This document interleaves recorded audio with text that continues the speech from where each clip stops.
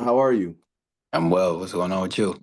Going well, going well. I've dived into Godfather of Harlem. What's going on, Mr. Frank Lucas? My man. So I want to know, what was it like just portraying this character, or real life person, but the character? Yeah, it was one of the greatest joys of this work that I've been able to do for the past 10 years. I feel like a lot of projects that I've done so far sort of prepared me to be able to, tackle this kind of job.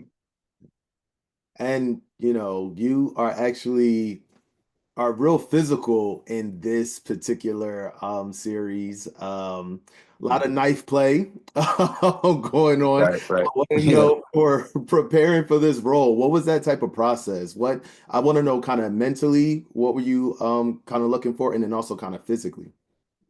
Yeah, so there's always a physical and a mental preparation for any, I guess, acting job you get, for me anyway. I played athletes, I've played, different kind of characters, but this one particularly, I wanted to make sure I tried to stay true to the physique of, a young man during that time period in 1960s, even more particularly like Frank Lucas.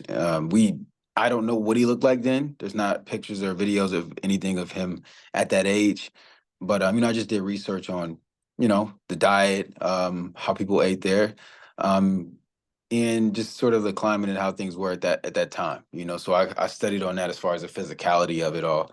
And plus, I'm probably one of the younger characters on the show. So definitely want to bring that youthful vibe, and also he's in shape, but he's not crazy ripped either, which I feel like sort of represents that time period too. So, that, and then mentally it was just preparing myself to sort of step into, his shoes, I guess metaphorically, um, during a time period in the 60s where there was a lot of tension, and still is even now, but a lot of racial tension then, a lot of division. And so understanding that, I wanted to approach what his mindset would have been like at that time, being his age, going to a new city in Harlem, and trying to just navigate and figure out what he wanted to do when he got there. I mean, he was navigating what he wanted to do. It was not listening to anybody but himself. It was very So, very intentional, right? Like I feel like mhm. when I was watching it, and I think for some people you'll be able to kind of understand trying to figure out like what their relationship was, which we still don't know, I think, kind of with Bumpy, Mhm.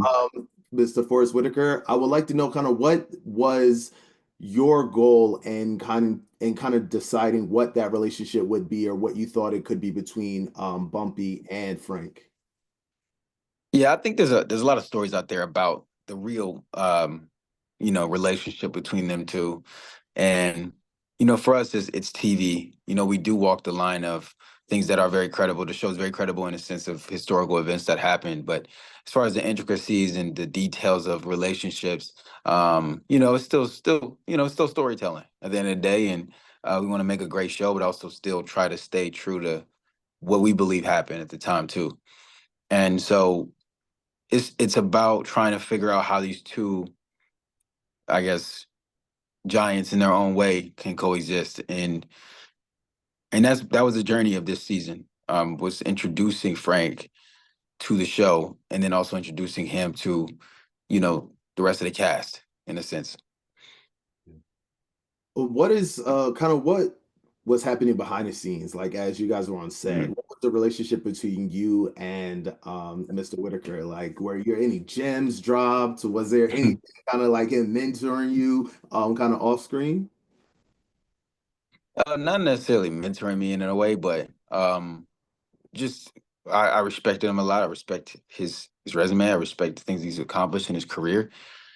So for me, it was less about trying to, you know, pick his brain and asking questions intentionally, because in this particular show, it's like for my character, it's very transformative, and so you've seen it, and so it's not a I can't approach it in a way where I can be casual about it, and so when I go to work, it's like I'm focused on making sure that I'm consistent with how I'm talking.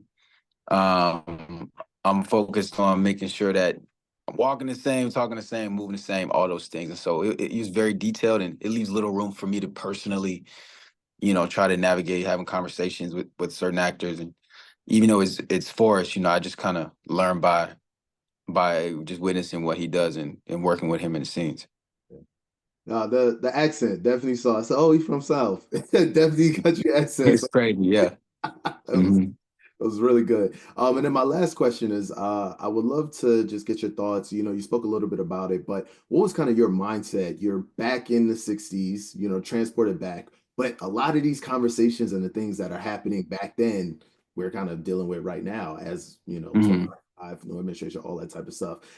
Kind of what is Yeah. your feelings being in that space when you go back and then you get offset and you kind of dealing with the same stuff?